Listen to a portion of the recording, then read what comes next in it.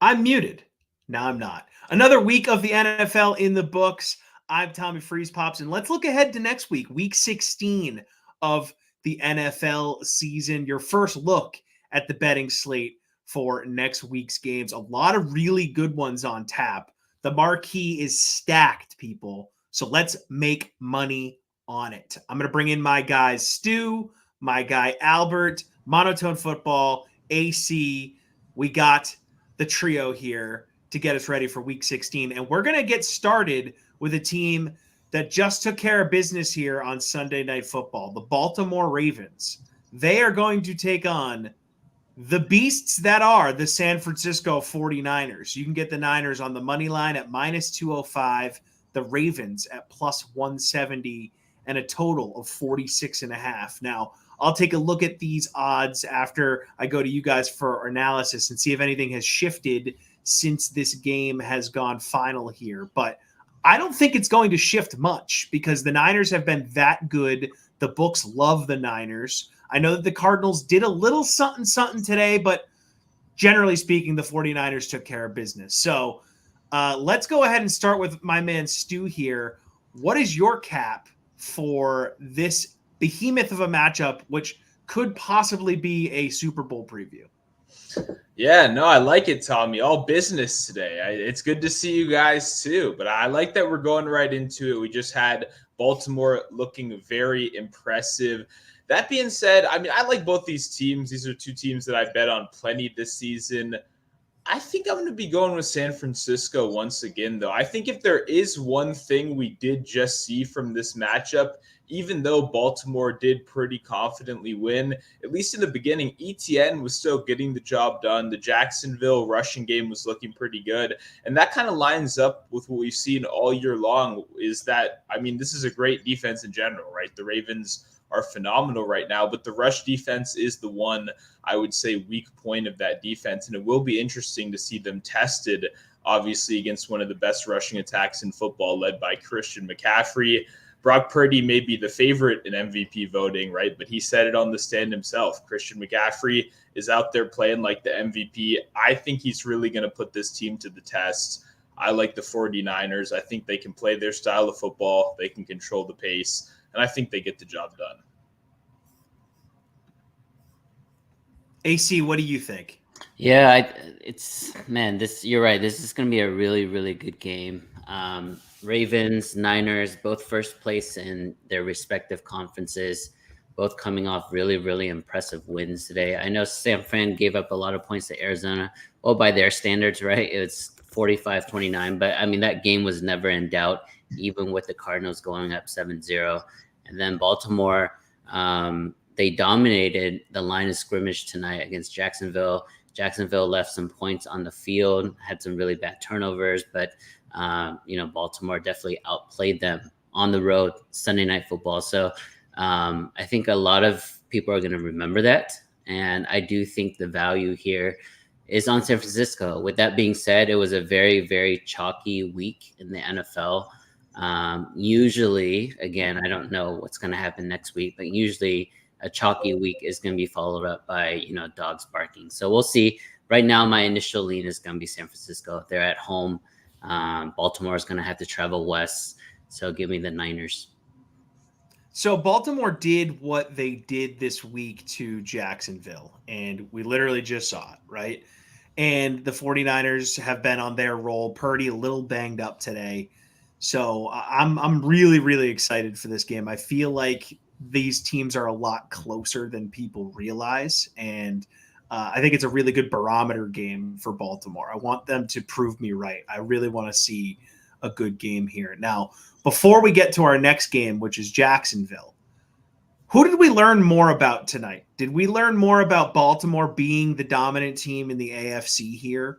Or is Jacksonville not as good as we thought they were? They had their nice stretch in the middle of the season, but Trevor Lawrence just isn't where we want him to be developmentally at this point in year 3.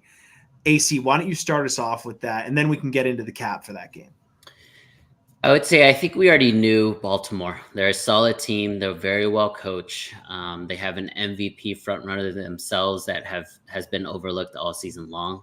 They're now 11-3, so they're the top of the AFC. We already know that, and we knew that coming into this week, in my opinion. They're going to lean on that offensive line and lean on that rushing attack, which means they can play indoor, outdoor, bad weather, good weather, whatever the case may be. Running teams definitely travel well. The other side of the spectrum, Jacksonville, they started off the season really slow, and then they went on that European swing, which is,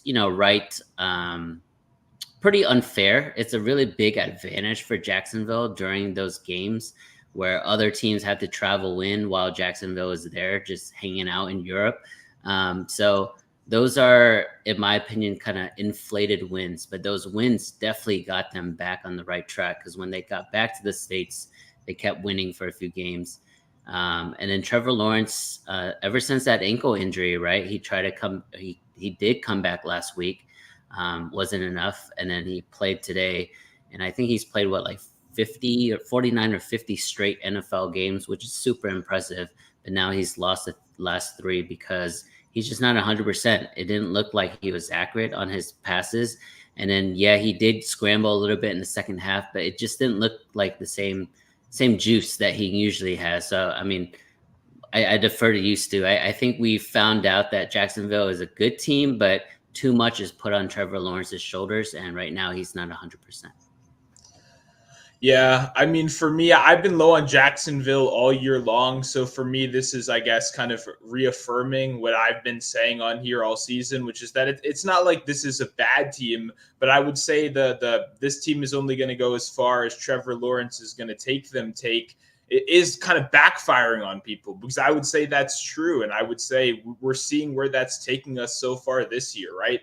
We're taking care of business against solid teams, and they're not taking care of business when we really need them to against these really good teams. On the other side, I would say we did learn something about the Ravens. How many times does this team have to go against a top 5 rush DVOA defense and prove that they can still run the ball? AC just said it himself. Rushing teams travel. When is there a nice weather game in Baltimore in December? Never, right? They have playoff conditions all year round in Baltimore with the wind and then the snow, right? We're going to see it even more. So for me, this is a team that keeps proving themselves against really tough opponents. I would take Baltimore against pretty much every single team in the league right now, unfortunately, except their opponent this week and the San Francisco 49ers.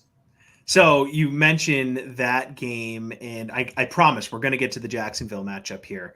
Just check DraftKings. Niners up another point here. So they are now 5.5-point favorites against the Ravens heading into next week. I can't imagine it gets much more than that, but we'll see.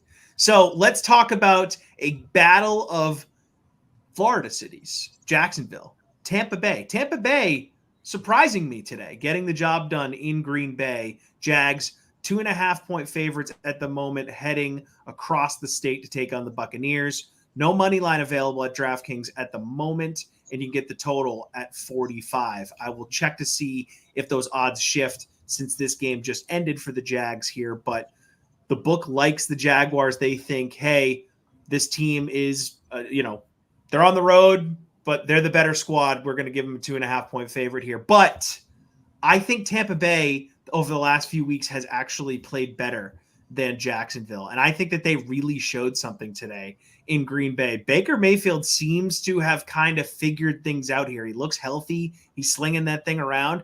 I think I'm going to be on the Bucs here. I think I'm going to take them double result, cover, and obviously get the dub. So I'm curious what you guys think here. AC, what do you think about the Jags? A possible bounce back spot here, or are they going to continue to show that maybe they're not the contender we thought they were? Yeah, I think that's 2 separate questions, to be honest, Tommy. So I don't think they're legitimate contenders. They've lost 3 straight now: Cincinnati, Cleveland, and now Baltimore. I guess the AFC North just dominates them. And then Tampa Bay has won 3 straight, I believe, looking at their schedule. Yeah, Carolina, Atlanta, Green Bay. So 2 teams moving in opposite directions. From a handicapping perspective, the spot here would be Jacksonville coming off 3 straight losses. But again, I don't know. It's hard because I think Jacksonville, again, had inflated wins there in the middle of the season. Tampa Bay started off pretty well and then went to a through a rut themselves, and now they're getting back into it. The only thing with Tampa Bay is I'm not confident in their coaching at all, right? Offense, defense, overall. So it's hard for a team like Tampa Bay to cover back-to-back weeks as an underdog. And this one is a little telling. They're an underdog at home. Yeah, Jacksonville has to travel, but you mentioned it. It's interstate right there, just down to interstate there. So not very far travel for Jacksonville. So I don't think travel is even a big deal. If anything, if Jacksonville wins this, I would go alternate spread. I would probably do it. I would ladder it up to more than a touchdown, -7.5, 8.5, 9.5. Because I think if Jacksonville wins, I think they win in a blowout. Yeah, I mean, for me, this is an interesting one. I'm really excited to watch this game. Obviously, I did just say some negative things about Jacksonville, but Tampa Bay, I mean, I don't love buying high in market, and that's what it would feel like you're kind of doing right here with Tampa Bay coming off a good performance. Baker Mayfield put up those great stats. I know a lot of guys out there with some Baker Mayfield most improved tickets just suddenly got some life in their veins again. So I'm happy for you if you have that. I'm not sure it's going to win, but it's one step closer. And obviously a huge performance here would legitimately put Baker, go from 10-1 to maybe 3-1, 2-1, and you've got yourself a real shot right there. The real question is just, how can both of these teams move the ball in this game, right? We got a Jacksonville team, a great rush defense. Well, Rachaad White may not be the most efficient on the ground, but man, he's getting the job done in the short passing game. And then we got obviously Chris Godwin finally having that game that fantasy owners have been waiting for these last couple weeks in the first week of the playoffs right here. So it's very interesting. I think both offenses are moving in the right direction. For me, I think this is an over game personally. I like the way this Tampa Bay offense is going, and looking at this number now, I see it moving up before game time. I definitely see a couple points at least right here. So this is one I would try to act on sooner rather than later. So it's interesting, since we started this conversation on this game, the line has moved and Tampa Bay is now only a 2-point underdog. So things moving in the Buccaneers direction at the moment here. The money line is now available. You can get the Jags at -130 and the Bucs at +110. So I think that's going to be a fascinating line to watch throughout the week, because both of these teams have shown us so many different versions of themselves this year. So it's a really difficult game to cap here. So let's head to what I think is the second best game on the marquee here. And I don't think there's really much debate. It's the Cowboys heading to Miami. Now, we know the Cowboys threw up a stinker in Buffalo today, but still, they're the Cowboys and they're having a great season. And Miami took care of business, but that was without Tyreek Hill. And not having Tyreek Hill for a game against the Cowboys is much different than not having Tyreek Hill this week. So all reports were that Tyreek Hill was nowhere close to be getting on the field for this game. So does that mean he's going to miss another week? Do you want Tyreek back on, 50% speed? And yeah, maybe it's just as a decoy for Dallas, but Dallas has a great defense, although didn't show today, but we know that they can do some things on defense, right? They're opportunistic and they've had great runs so far for stretches this year. So they are 1.5-point dogs heading to Miami. You can get the Dolphins on the money line at -122, Dallas at +102, and the total at 51. That total is interesting. Stu, why don't you kick us off here for this game in Miami? Yeah, this is an exciting one right here. I'm super pumped. I mean, for me, at the end of the day, obviously Dallas coming off a rough game, it's kind of hard, but it's always important to kind of separate that from your mind, right? We're not judging a one-game sample size. We know more about this team. For me, the biggest thing, you kind of mentioned it, Tyreek Hill is legitimately so important to the spread. I mean, he is one of the most impactful non-quarterback players to the spread in the entire National Football League. I don't know about you guys. I'm pretty deep in these Twitter streets, and I've been hearing some conspiracies that Tyreek Hill was, a game time decision. It could have gone either way. Some people were saying, you know what? They didn't need him today. Maybe he wanted to only play 16 games, so when he breaks the record, it's a little bit more legit, right? You can't discount him breaking the record. That is a hell of a conspiracy theory. I'm just saying, it kind of makes a little bit of sense if he was, 50-50, conflicting reports. Obviously, you mentioned before the game. I mean, I'm pretty deep in these beat writers. I'm all over the place. I got links upon links upon links. I thought he was going to play today. I personally thought he was going to suit up today. He didn't. That's all I'm saying. Him being there next week would be extremely important, and that would make me support Miami. But if he's out, obviously, I don't know if I like that as much anymore. Yeah, for me, this just right off the bat, you don't even have to tell me it's Dallas, but short favorite at home. I mean, that to me is already a big alert to go the other way. So I like Dallas in this game. This is probably going to be one of my favorite plays of the week. Buffalo was this past week, so I do like Dallas coming off a bad loss like that. We talk about it all the time, right? Buy low, sell high, rebound spots, things like that. So Miami coming off a 30-0 win, basically a bye week for them. I think they could sleepwalk and score 30 points on any team, even the Jets. And then the Jets offense basically, again, gave that defense a bye week for Miami. So if anything, they got some cardio in, they got some reps in, and it made sense that Tyreek didn't play today because they didn't really need him. Dallas, on the other hand, coming off, I think, 5 or 6 straight wins, including an impressive, interdivision win over Philadelphia last week. This was a really, really tough spot for them to travel up to Buffalo with all the positive news and on Dak Prescott and this team and this offense and how it's moved the ball so much. So I really, really liked Buffalo today. For next week, give me the Cowboys. I think +1.5. And then if you're on +1.5, you might as well just do money line as well. So, I agree with you. I think that it's going to be Dallas in a bounce back spot here. And I am of the mind that Tyreek Hill was actually injured, but I do like the conspiracy theory there, Stu. I think that's good stuff. Well, always bring that type of stuff to the table, please.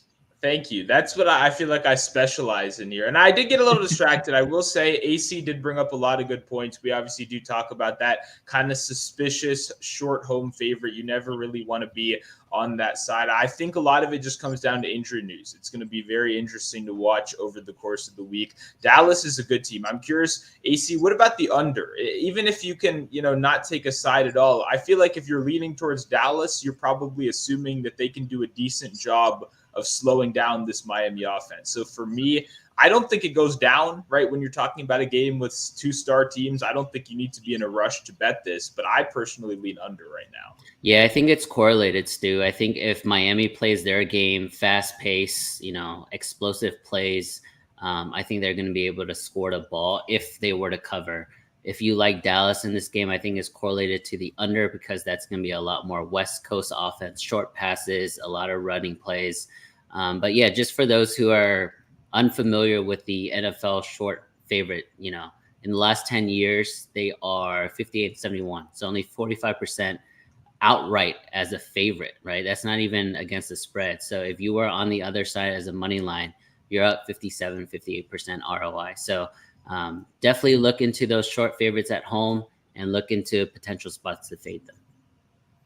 Let's talk about another team from Texas that got the job done today. Case Keenum and the Houston Texans. Who would have thunk that heading into week 16, they'd be on the marquee here against the Browns, who we had high expectations for, then they dipped, and then Joe Flacco showed up. And here we are, week 16, Browns, 2.5-point dogs heading to Houston. And you can get the Texans on the money line at -135, Cleveland at +114, and a total of 42. I have no idea what to make of this game. None. No, just zero. Because Cleveland kind of pulled it out of their ass today, and Joe Flacco has been doing what he's been doing, right? So it's kind of unpredictable week to week, although I've really enjoyed it, and he's looked better than we thought he would, as we've discussed on this show. And then Houston did what they did today. And is CJ Stroud going to be back? I don't know. Maybe. I think he's supposed to be, but do we feel confident in that? So Vegas seems to think, and our friends at DraftKings, have the Texans as a 2.5-point home favorite at the moment. So short home favorite, as AC just brought up, but I just have no idea what this line's going to look like 24 hours from now. So Yeah. AC, why don't you hit this first? Because you just hit on that short home favorite point. Yeah, so just to clear things up, my threshold for a short home favorite is -1, -1.5, and -2. -2.5 is a different ball game in my opinion. That's closer to the key number of 3. So you're thinking about the hooks and things like that. That's a different, grouping of favorites in my opinion. So for this game, it's tough. Both teams are coming off miraculous, comebacks. Cleveland stealing one against Chicago. I was on Chicago. That was a really, really bad push. If you had +3, if you had +2.5, that's a horrible beat. An amazing touchdown to Njoku to end the game there. Flacco on 3rd and longs, I feel like he pulls out rabbits out of his hat like all the time. And I think he's going to be overlooked when people reflect back on his career. And I'm not even a big Flacco fan, to be honest, but the way that he can win on the road, I think he has 8 playoff road victories, which is by far the most in NFL history. And then the way he can play on 3rd downs is really miraculous. And in Houston, I got really lucky there. I was on the Texans against the Titans, who were wearing Oilers jerseys. It was very, very confusing today. But amazing win by Case Keenum. The issue with Case is he's going to hold the ball way too long. You can't do that against Cleveland, Myles Garrett, and that pass rush. I expect, if it's Case again, I expect Cleveland to blow out Houston in this game. That's a good call right there. I mean, yeah, the holding the ball is obviously an issue. The upside with him, though, is the positive side of the coin is he's generally going to be a good game manager. And we saw that today. I mean, it's so crazy. I mean, NFL schedule makers must have had a genie in the bottle to know the 2 luckiest teams of the week with the most insane victories. I mean, both teams even benefited that Dalton Schultz insane catch for the Texans and then the Njoku one on the other side. I mean, so many parallels between these 2 teams, especially with the backup quarterbacks. CJ Stroud, I would not be surprised if he came back. The kid seems like a really tough guy. They're in a playoff hunt right now. It seems to me like he's going to be back, and even if it's at 50%, and to me 50% CJ makes them a very interesting team right here. I mean, the Browns are such a hard team to nail down for me, man. This is a team that if you look at every defensive metric, it's going to say very good things about the Browns. And then you look at a box score from the last couple weeks, and how does the Rams score 36 points, the Jaguars 27, the Steelers having good games, the Broncos 29 points. I mean, this is a team that it's supposed to have a phenomenal defense, and it is a phenomenal defense, but we're consistently allowing spike games and huge performances to bad teams. So for me, I think if CJ's in there, that 42 total will become very interesting, but I don't know if I can have a bet on this game until we get a little bit quarterback clarity, because AC brought up a very good point at the end of that. That's a huge weakness right there. And that's the number one strength of that pass rush. You just get to the quarterback, get to the quarterback, get to the quarterback. So if Case is in there, I do see that being a very live factor. And then I probably would avoid any total or spread bet for that side. Let's go to a game that involves a team I've had a very complicated relationship with this season. The Detroit Lions. And the main reason why this game is on the marquee for me, well, it's twofold. The Lions did what everyone saw them do on Saturday, which is they played indoors and they kicked ass. And Denver laid an egg on national television, which they love doing. So congrats to the Lions. Now I'm going to bet on them, and they're going to lose to the Vikings, because that's what happens when I bet on the Lions. I don't care what you say. I don't care what the circumstances. This is what has happened to me all season long. The Vikings are at 500, right? And they have all this quarterback upheaval. Who knows week to week what's going to happen to that team as far as injuries go. Justin Jefferson is definitely banged up, right? So it's an interesting game because Detroit's now riding high. They're going to play indoors again. So does that mean I have to back them again? That's what AC will tell me. But how am I supposed to trust this team, man? They're so Jekyll and Hyde to me. And Minnesota, yes, they're dealing with the injuries, but they seem to just hang around. And that's what Minnesota did last year, all of last year. They won all these one-score games. They're still in the hunt at 7-7, despite all the issues they're having. Tell me what I'm supposed to do here, AC. Yeah, this one's tough. I'm not as confident in Detroit this upcoming week as opposed to this past Saturday night. You mentioned Jekyll and Hyde. The last 5 games, win, loss, win, loss, win. Right, so it falls into that pattern really, really perfectly. If we continue that pattern, that means they're going to lose straight up to the Minnesota Vikings. But the Minnesota's quarterback situation is so tough that it's really hard to back a team like that, even though I usually like backing backup quarterbacks just because I feel like there's a lot more value and you're fading the overreaction news. And so in this game, I don't really have a side. If anything, I think a potential, Detroit team total over, something like that, because I do think that was a really good Denver defense that they manhandled for 42 points. I do think in a dome setting, that offense is just night and day. So instead of backing the side or the full game total, I would just back that offense because we do trust in Ben Johnson and we do trust in Jared Goff in a dome. And again, they still have athletes up and down that roster on offense. So I like that Detroit offense on turf.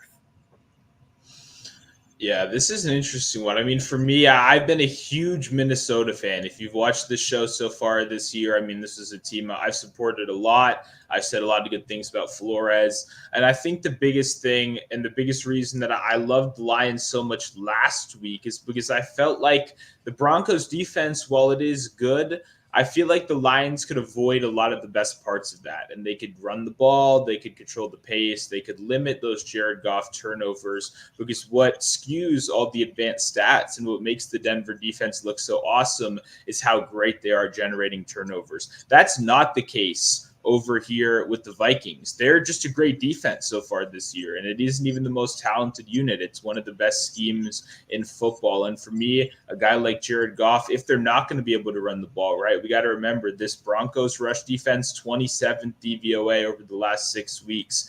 On the other side, this is a top 10 DVOA rush defense. So we're going to have plenty of, that was an amazing rush defense. The Broncos were, and now the Vikings on the other side are a terrible, oh my God, I'm losing my words. Sorry, late at night.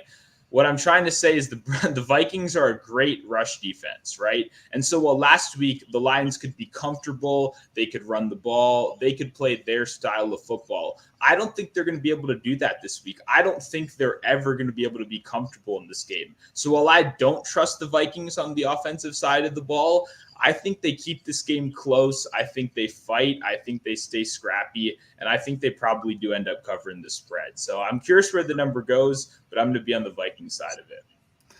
I'm just going to stay away. And here's the thing. I say I'm going to stay away, but you guys know what's going to happen. I'm going to end up betting on the Lions, and they're going to end up screwing me. This is what happens. All right, we're going to hit 2 quick ones on the way out here because we've spent some good time here on the marquee games. But I think both of these are interesting in their own right for different reasons. Let's hit the Raiders and Chiefs here first. Obviously, the Raiders gave Brandon Staley his walking papers on Thursday night. That surprised the hell out of me. Not that the Chargers gave up on Brandon Staley, but the team that just had the 3-0 game against the Vikings, then doing that 4 days later. My mouth was agape for like 4 hours. However long that game took, I was a mouth breather because it was incredible. So now they're 10-point dogs heading to Kansas City, and the Chiefs have not looked like the Chiefs this year, as we all know. They took care of business in New England today, but look, Mahomes had some weird stuff happen. Kelsey dropped a ball in the end zone, which screwed me out of a parlay, which not happy about. And you had the Chiefs receivers doing Chief receiver things again. So look, the Raiders, are they coming in hot here into Kansas City? Are they going to cover that 10? Are they going to get the upset here? I mean, are the Raiders now the 2007 Patriots on offense? Like, that game was nuts, guys. So I feel like we need to give this some time here before we wrap. AC, why don't you start us off? Yeah, the last time these two met, I was actually in Vegas. It was mostly Kansas City fans walking around the city. And I remember Vegas got up 14-0 quick in that first quarter, and Kansas City still covered for the game. It was one of those games where Patrick Mahomes was in his full, MVP caliber Mahomes in a dome. You don't have to deal with weather, things like that. Now they're playing in Kansas City, and I think there is going to be some rain in this game, because I know there's rain in the North Texas area this coming weekend. So we're not too far from Kansas City. So it might be cold, windy. Maybe it won't be rainy, but I think the elements will have a play in this game. I like Kansas City in the first half, just because I just mentioned how Vegas started out their previous game head to head. So I like Kansas City to bounce back. They're also back home, which hopefully that energy. Hopefully Isaiah Pacheco is back. I think he's a huge piece that's been missing for them in terms of their backfield explosiveness. And then I like the under in this game, under 43, especially coming off a game where Vegas had 63 points. The over flew in that game. Kansas City is coming off a game where it was 27-17 against the Pats. That also went over. So I think it's a good spot here as an underplay for 43. I agree with that sentiment as well. And I like the over today, actually. I thought Mahomes, a lot of his numbers, you could even get 1.5 passing touchdowns in the minus 145 range in some sports books, which hasn't been a thing for Mahomes. I mean, you're more likely to see 2.5 touchdowns for that price. So I was surprised, but I agree with you. I think this is a good opportunity now, selling a little bit high after a high scoring affair.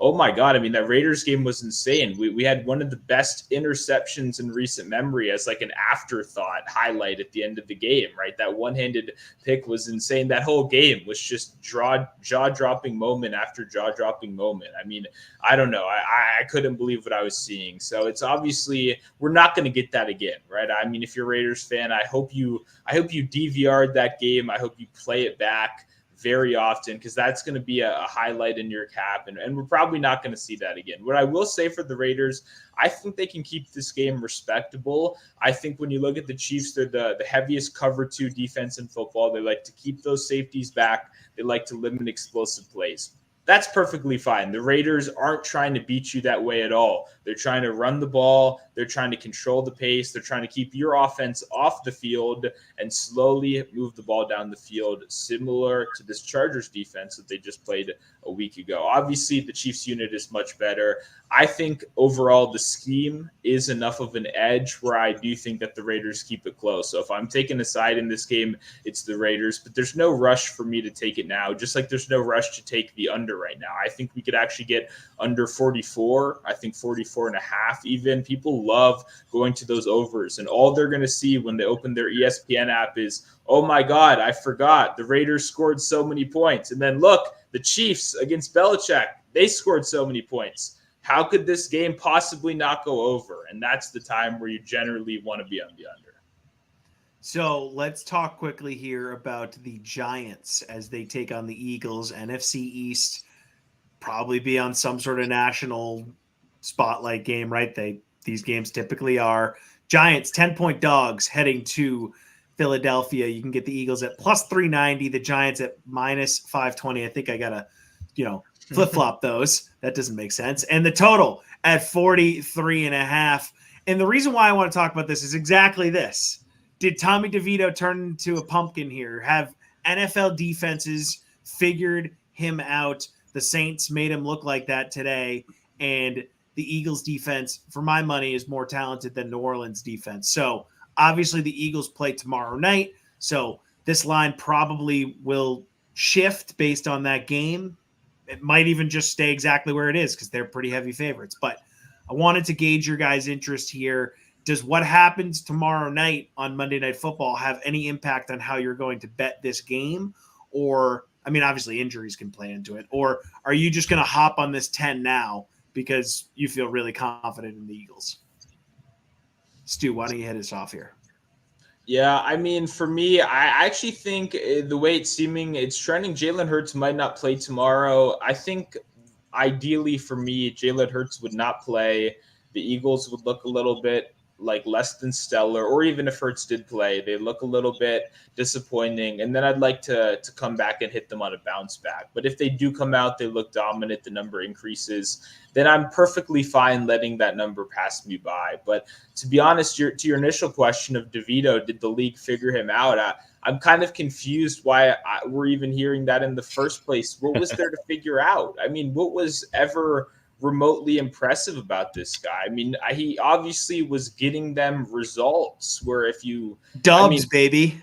But the thing, I mean, if we want to be completely honest, if you should hate that if you're a Giants fan. This guy just cost you probably a couple better picks in the draft by the end of the year. It did absolutely nothing for you. It was good entertainment, but there were no highlights. There was nothing like, oh, this guy could actually be our franchise quarterback. Like there was not a single, besides our hand gestures, but I mean, the marketing team would obviously love that. They would be ecstatic if the throws matched the swagger, but they don't. So I don't know. This Giants team, there's really no reason for me to go to the window and back them. And if you're a fan out there, I mean, I hate to burst your bubble, but this thing really has been a disaster for you. You're not making the playoffs. I know you snuck in a couple graphics this weekend, which is almost embarrassing to the NFL as a product to have Giants 5-8 in the hunt on your graphic, but it's not going to happen. The DeVito experience is over, and the Eagles are probably going to kick your ass next week. Yeah, DeVito is not him. I'm sorry, guys. I'm sorry, New York. It was a really fun 3-week ride there. And yes, he did pull, some wins together, strung some wins together, which ended up being counterproductive for this franchise. But to answer your question, does Monday Night Football have an impact on this? 100%. What I want is for Jalen Hurts to play and for them to lose to Seattle. And then I'm going to be as confident in Philly next week as I was in Detroit this week. So if that happens, Philly is probably going to be my favorite bet of the week. If it doesn't happen, if Hurts sits out and they still win, or if he plays and they win, then I'm probably going to lay off. I'm probably, if I had to bet something here, it'd probably be like a Giants team total under, because I don't believe in this offense whatsoever, whether it's DeVito or anyone else. It's a tough matchup as well, right? It's an interdivisional game. The Giants are on the road, so usually those type of games are close. But when the spread is double digits, we know how well double-digit favorites do in the NFL. Not great.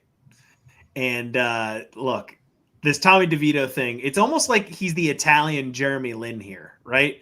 Like had this great stretch. Everyone fell in love with him. And I know, great stretch, right? But we're talking great stretch in the wins, multiple Z's there, right? It's like the Tim Tebow effect, right? We all knew Tim Tebow wasn't a good quarterback, but the Broncos somehow kept winning games. It won a freaking playoff game against a Mike Tomlin Steelers team.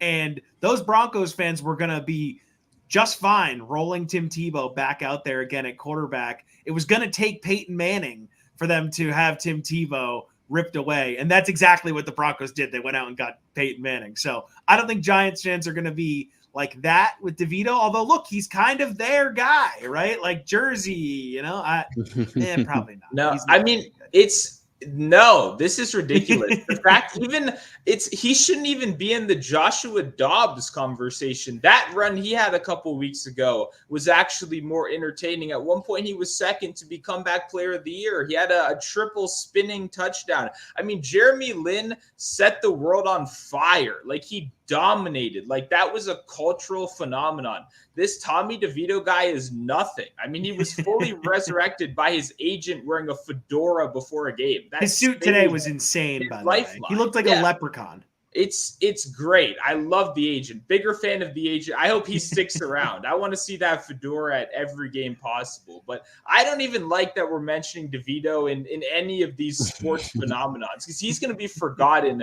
much sooner than these guys. Jeremy Lin will be an example for hundreds of years. We're not even going to know the name DeVito in a couple. Yeah, for those who don't know, he had 177 yards passing this week, 158 prior, 191 before that, and 246. So, I mean, not great numbers whatsoever, but I think what really set so Stu, I completely agree with you, but the culture phenomenon that he became in New York, right? Like the cult following is because he did start beating these teams that, the Giants coming off, I think they were like 1-10 right before he jumped on, or no, not 1-10, maybe 1-8, 2-8. Whatever it was, they were horrible, and they're still horrible. But... And But he was able Have to some get them dogs. wins, and it's exciting. But you're right; it's going to end up shooting them in the foot.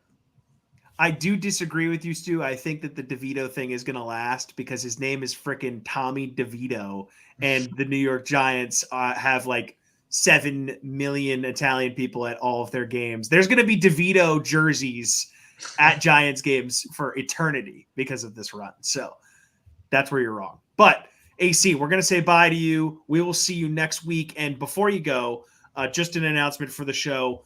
We will be off until Tuesday. So we will be back on Tuesday after Christmas, and we will give you a look at the week 17 lines. Then it won't be your first look, right? Because I'm sure when you're sitting around on Christmas that night, you're going to be looking at your phone and trying to think about what you're going to do for the following week. But we're also going to be doing that with our families on Christmas. But we will see you next Tuesday, AC. And thanks for joining us, man. All right. Thank you. Merry Christmas, everybody. Merry Christmas. All right.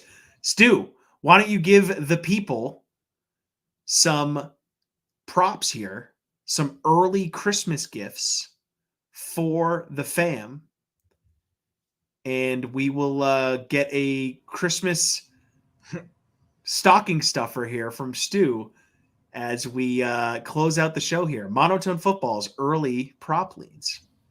Yeah, no, I mean, great week of NFL prop betting for me. One of my best of the season right here. Excited to keep that momentum going. I'm going to start off on the defensive side of the ball, somewhere I've had a lot of success. We're going to go to Ivan Pace Jr. over on Minnesota, a guy that I think should be in the Rookie of the Year conversation, a linebacker that just took over the green dot after Hicks was injured a couple weeks back and since has been an absolute stud. He's had a couple matchups where honestly, they haven't even been the best matchups for tackles for a linebacker, and he's still cleared 9 in every single game in this role. Now he gets a phenomenal matchup against Detroit, Montgomery, Gibbs, the short rushing game, the tight end checkdowns. That's perfect for linebacker tackles. Ivan Pace Jr. may not be a name you know right now, but if you watch the NFL, he's going to be a name you know in these next couple of years. He's been a big reason why this Brian Flores defense has been legit. I just cashed on him yesterday. The guy has a 92 PFF coverage grade since he took over the starting role. That is second of all linebackers, not just rookies. So this kid is the real deal. Definitely would want to. I mean, the buy low window is going to slam shut pretty soon if it hasn't already. So we're going right back to the well this week. Over to the offensive side of the ball. Let's just keep going to James Cook, baby. This guy has been absolutely on fire recently. And I mean, he has said a lot of it has to do with the offensive coordinator change. And I'm perfectly fine with that. And if the sports books aren't going to realize that this is a new system and James Cook is a huge part of it going forward, then that's fine. And we're going to keep taking advantage of it. And they have a perfect matchup against this Chargers defense that loves to sit in this conservative zone, a lot of cover two, I believe the 7th most cover two, a lot of quarters. They sit back. They're very conservative. That's going to be check down after check down. And guess what? James Cook has been absolutely on fire. Final one, we're going to go to my Washington Commanders. They're playing the Jets this week.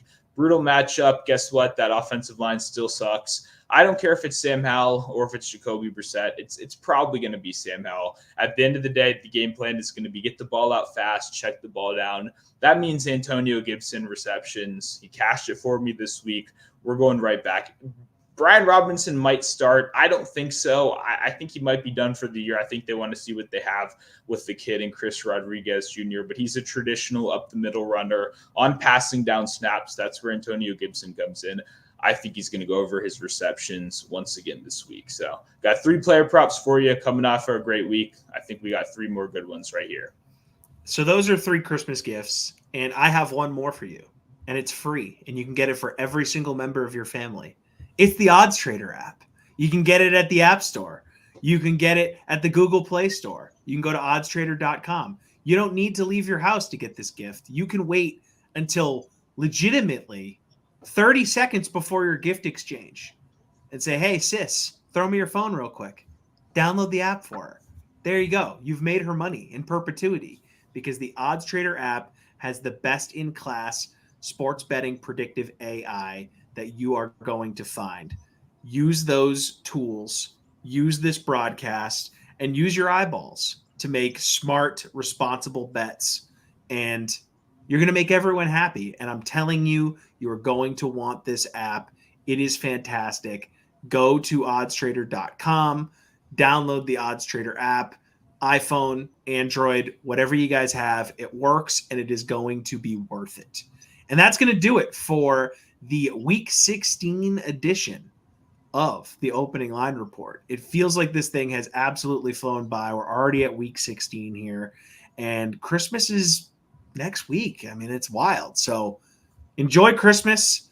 Stu, I'll be chatting with you throughout the week, and we will talk on this show Tuesday. We'll figure out a time that works. You know, we'll figure out the schedules here. Holiday week's an interesting one. A lot of people are going to be off, so maybe we won't wait until like midnight to do the show on Tuesday, but we'll figure out a time.